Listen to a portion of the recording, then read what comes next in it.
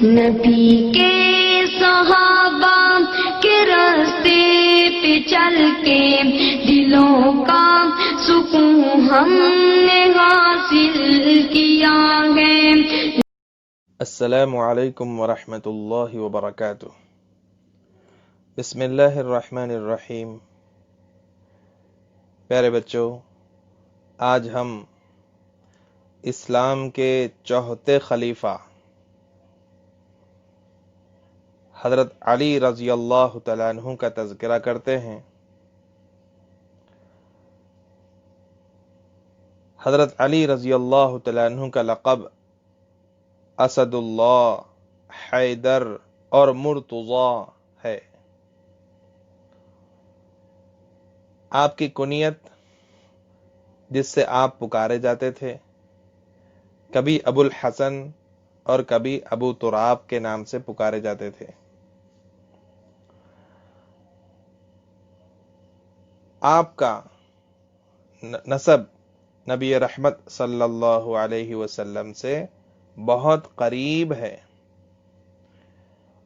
حضرت علی رضی اللہ تعالیٰ عنہ کے والد خواجہ ابو طالب اور نبی رحمت صلی اللہ علیہ وسلم کے والد بزرگوار حضرت عبداللہ دونوں حقیقی بھائی تھے۔ حضرت علی رضی اللہ تعالیٰ عنہ کا بچپن تمام نبی رحمت صلی اللہ علیہ وسلم کے آغوش میں گزرا، اس لیے کہ چچا ابو طالب کی اولاد بہت زیادہ تھی، تو نبی رحمت صلی اللہ علیہ وسلم نے حضرت علی رضی اللہ تعالیٰ عنہ کو اپنی کفالت میں لے لیا تھا۔ نبی رحمت صلی اللہ علیہ وسلم نے حضرت علی رضی اللہ تعالیٰ عنہ کے ساتھ بالکل اپنے فرزند، اپنے بیٹے جیسا معاملہ فرماتے اور ان کی بہترین تربیت فرماتے۔ قبول اسلام کے بارے میں خود حضرت علی رضی اللہ تعالیٰ عنہ نے فرمایا کہ نبی رحمت صلی اللہ علیہ وسلم پیر کے دن غار حرا سے تشریف لائے اور میں نے منگل کو اسلام قبول کر لیا۔ اس وقت آپ کی عمر 8 یا 9 سال کی تھی۔ بچوں میں سب سے پہلے آپ نے اسلام قبول کیا۔ 13 سال تک مکے میں نبی رحمت صلی اللہ علیہ وسلم کی خدمت میں رہے۔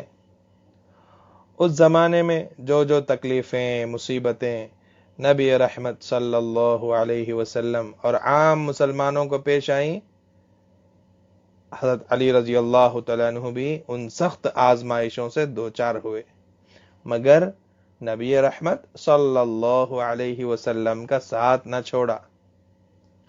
ہجرت کے وقت نبی رحمت صلی اللہ علیہ وسلم نے حضرت علی رضی اللہ تعالیٰ عنہ کو اپنی چادر مبارک اڑا کر اپنے بستر پر سو جانے کا حکم فرمایا، اور مکے کے کچھ لوگوں کی جو امانتیں نبی رحمت صلی اللہ علیہ وسلم کے پاس تھیں وہ آپ کے حوالے فرمایا کہ ان کی ادائیگی کے بعد آپ بھی ہجرت کر کے مدینہ منورہ پہنچ جائیں۔ حضرت علی رضی اللہ تعالیٰ عنہ نے وہ ساری امانتیں ان لوگوں کے پہنچا کر ہجرت فرمائی۔ حضرت علی رضی اللہ تعالیٰ عنہ بڑے بہادر اور بڑے دلیر تھے۔ غزوہ بدر، احد، خندق اور خیبر میں بڑے بڑے کافر حضرت علی رضی اللہ تعالیٰ عنہ کی تلوار کے گھاٹ اترے اور مارے گئے۔ ہجرت کے دوسرے سال نبی رحمت صلی اللہ علیہ وسلم نے اپنی سب سے چھوٹی اور چہیتی صاحبزادی اور جنتی عورتوں کی سردار حضرت سیدہ فاطمہ الزہرا رضی اللہ تعالیٰ عنہا سے حضرت علی رضی اللہ تعالیٰ عنہ کا نکاح فرما دیا۔ حضرت سیدہ فاطمہ رضی اللہ تعالیٰ عنہا کی اولاد ہی سے نبی رحمت صلی اللہ علیہ وسلم کا نسبی سلسلہ جاری ہوا۔ ایک شرف حضرت علی رضی اللہ تعالیٰ عنہ کو یہ بھی حاصل ہے کہ غزوہ تبوک کے موقع پر نبی رحمت صلی اللہ علیہ وسلم نے حضرت علی رضی اللہ تعالیٰ عنہ کو مدینے کا والی اور نگران مقرر فرمایا تھا۔ سن 9 ہجری میں جب نبی رحمت صلی اللہ علیہ وسلم نے حضرت ابو بکر صدیق رضی اللہ تعالیٰ عنہ کو امیر الحجاج بنا کر روانہ فرمایا، ان کی روانگی کے بعد سورہ برات نازل ہوئی، جس میں حرم محترم سے متعلق خاص احکام نازل ہوئے۔ ان احکام کا اعلان اور اس کے نفاذ کے لیے حضرت علی رضی اللہ تعالیٰ عنہ کو نبی رحمت صلی اللہ علیہ وسلم نے اپنا نائب بنا کر مکہ مکرمہ روانہ فرمایا۔ نبی رحمت صلی اللہ علیہ وسلم کے انتقال کے بعد غسل دینا، تجہیز و تکفین کرنا اور تدفین کی خدمات انجام دینا، یہ سب سعادتیں حضرت علی رضی اللہ تعالیٰ عنہ کو حاصل ہوئی۔ حضرت ابو بکر صدیق، حضرت عمر فاروق، حضرت عثمان غنی رضی اللہ تعالیٰ عنہم اپنے اپنے زمانے خلافت میں اہم مواقع پر حضرت علی رضی اللہ تعالیٰ عنہ کی رائے معلوم کرتے تھے اور آپ سے مشورہ طلب کرتے تھے۔ حضرت عثمان رضی اللہ تعالیٰ عنہ کی شہادت کے بعد باغی اور بلوائی بھاگے حضرت علی رضی اللہ تعالیٰ عنہ کی خدمت میں حاضر ہوئے اور بیعت کے لیے آگے بڑھے۔ حضرت علی رضی اللہ تعالیٰ عنہ نے دو ٹوک انداز میں فرما دیا کہ یہ کام تمہارا نہیں ہے۔ اہل بدر یعنی جنگ بدر میں جو صحابہ کرام نے شرکت کی تھی اور اس وقت اہل بدر میں سے جو موجود ہیں، وہ جس کے ہاتھ پر بیعت کریں وہ خلیفہ ہوگا۔ مدینے میں موجود تمام مہاجرین و انصار صحابہ نے برضا و رغبت حضرت علی رضی اللہ تعالیٰ عنہ کے ہاتھ پر بیعت کی۔ اس وقت اجتہادی اختلاف رونما ہوا۔ اہل شام نے اس بیعت سے اختلاف کیا۔ اسی اختلاف کی وجہ سے حضرت علی رضی اللہ تعالیٰ عنہ نے حرم نبوی صلی اللہ علیہ وسلم کے تقدس کی وجہ سے مدینہ منورہ میں قیام کے بجائے کوفہ منتقل ہو گئے۔ اس اجتہادی اختلاف کی وجہ سے امت دو طبقوں میں بٹ گئی۔ کفار سے جہاد تو حضرت علی رضی اللہ تعالیٰ عنہ کے زمانے میں موقوف رہا، البتہ مسلمانوں کی آپسی خانہ جنگی جنگ جمل و جنگ صفین کی شکل میں پیش آئی، لیکن اس کے باوجود کسی نے بھی اپنے مخالف کو کافر یا فاسق نہیں کہا، بلکہ جنگ کے بعد آپسی خطوط میں ایک دوسرے کو اعزاز و اکرام کے الفاظ سے یاد کرتے رہے۔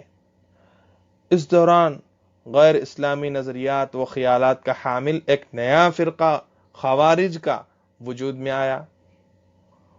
ان کی سرکوبی کے لیے، ان کو ختم کرنے کے لیے حضرت علی رضی اللہ تعالیٰ عنہ نے جنگی اقدام فرمایا، مقام نہروان پر انہیں شکست فاش دی۔